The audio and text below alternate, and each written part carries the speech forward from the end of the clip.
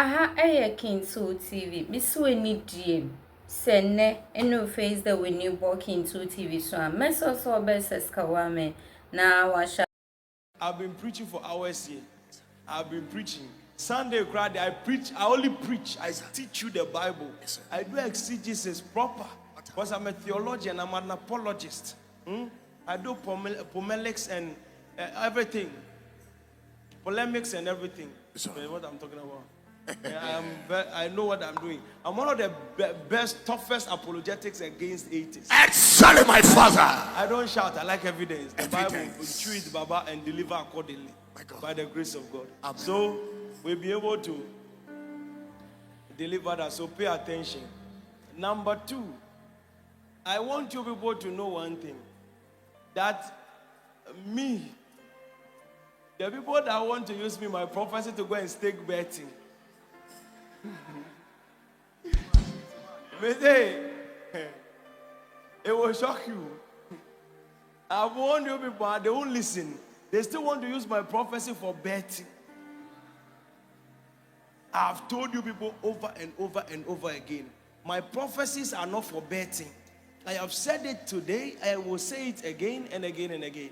They are not for betting. You people are giving me problem with the body of Christ. The body of Christ is saying that I've started well. Now I'm doing lotto prophecy about football. I'm teaching the young men how to bet. That's not what my calling is for. I'm not here to tell you correct score to bet. It's just because I am accurate by the grace of God. Amen. So as the Lord lives, I like to give accurate things. You see, quite a lot of people have tried to prophesy about football. It has always brought them down. Many people. Yes, but me, I decided to write the score line in front of my bathroom mirror. And not even one human being can erase half of it. It's still there. My father, my father. And it's impossible to erase it. But boys are trying to use this thing for betting. Taka one more written there. And in their head, they thought it's just one more match. There's more matches written there. Wow. Yeah, you see when they shout like this, it means this is the best people clapping.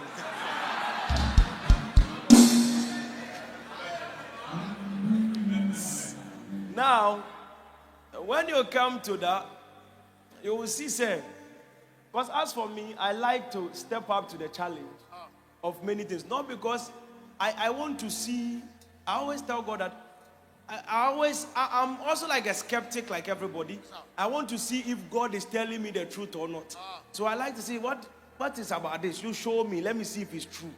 If it's not true, then I'll stop serving him early before you even come and waste my time. Well, imagine that so God I'm serving is not true, then I'm trying to help him here. It will not help me because the church, the offering, it doesn't go home with me. I don't get some. I don't collect it. That's why I said if you want to have money, come and put it under my feet, at the feet of the apostle. But some of you want to come and give the money into my hand. I don't take that kind of money. If you give it here, let's give it to God's purpose. Don't worry, I have my money at home. That's me to my calling. Everybody and their calling. Everybody and where their money is from. Somebody's own, they will gather church money, go and chop. We to our own is from somewhere. My God. When God called us, He didn't cut our hands, neither did He block our brain. We were still using all the two together. And He's the one that gave us revelation. I told you about SLX. And I told you where it will go to and how it will spring. If you have collected some of the money, you should know you should be. That was not gambling money.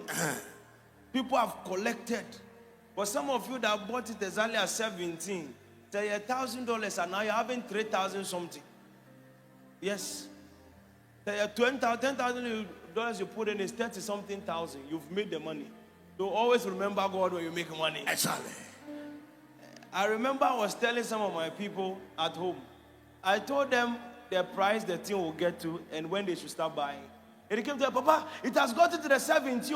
It has even dropped to 40. And I asked them, why? You have not finished selling your properties. Why are you telling me you should be selling your properties? They were laughing. Now this week, it has hit 40 something. Now they are looking at me going like that. They are shocked. And I'm like, yes, if you have sold your properties last 2 weeks to put it when it was 14, you would have by now quadrupled your property and now you are a millionaire. Imagine you just put 100,000, now you have 600. It's not, you see, there's a betting will put you in a, betting is gambling, but investment in stock is a different direction. God, and many young Christians have understood this, so they rather invest where the stock goes. Because where everything is, they are able to invest in it and then achieve a lot of things. So, open your eyes on that. That's how some young people can make money. In Africa here that we are, it's not easy. If some of us don't show you some secret clues, you will suffer for long. You have to break some few things, then we move forward. Now, with regards to the Ghana Black Stars, I've actually carried the Black Stars for all these months till right now. For years, actually. I'm one of the only people that when they said Ghana will not qualify for the World Cup, I said they will qualify. And stood on the grounds by the grace of God, they qualified. Then we started looking at our friendlies. Some say, Ghana, they're the World Cup. When they go, forget it. I said they shouldn't worry. They will lose all the friendlies, but then they will be successful in the World Cup. So they shouldn't bother themselves about that. Now, hold on. You people like clapping. Relax. Relax. So at the end of the day, you will see all these things. And then I place down critical matters. There's one thing about accurate prophets and people like us, four-dimensional. For us to get the prophetic wrong, it's not a joke. You would need a low lot. So if you can't get us to get it wrong, you would have to then create it for us. Because there is no way out. There is no exit. There is no exit. And I wanted to say it here, very well here. Where somebody will be like, and then, almost see one kasa or tiwa, you were bonny. You will think you are talking about something, and then you are like, oh, wait there, me away, mommy kashi, let me just be quiet. They will share you agra right now. And then you'll be there with Santo, and you'll be complaining that it's somebody that's sharing something. But then when somebody does something, you have to make it very clear for yourself. You could see that there is a lot of agendas around me. Yes. Yes. 1-0 happens. People are like, no, hey, they are fighting me. 0-0 happened. Still, then they went back to come and pick the first video I prophesied here. That Ghana will colonize England. But they shouldn't touch anything. They should leave their code. They shouldn't touch. If they touch anybody, run time. They want to cut that part, one part of it for an agenda. And then you see that people that don't follow it. But they say, oh, yeah, he said this. How did he say that? And somebody will be like, he said this, and then he changed his mouth and come and say another thing. There is a difference between changing your mouth, and there's a difference between creating catalyst. I taught you people, you know me, I see the future before it comes. On Sunday, I taught you vividly. And I told you the numbers on my bathroom, you cannot erase it easy. And I taught you before we even played the match that this same thing that happened. I taught you people here, those that were here, about misconception. And I used the book of Job chapter 3 verse 4. I told you that the Lord told Jonah chapter 3 verse 4, Jonah to go to Nineveh. And when he goes to Nineveh, he should tell the people of Nineveh that they are about to end. It's going to finish them.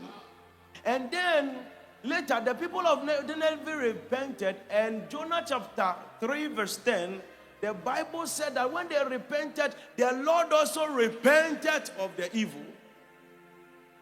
The Lord also did what? Repented of the evil. Because now, so somebody would think, is it not God that said that the people of Nineveh, He will destroy them? He has decreed.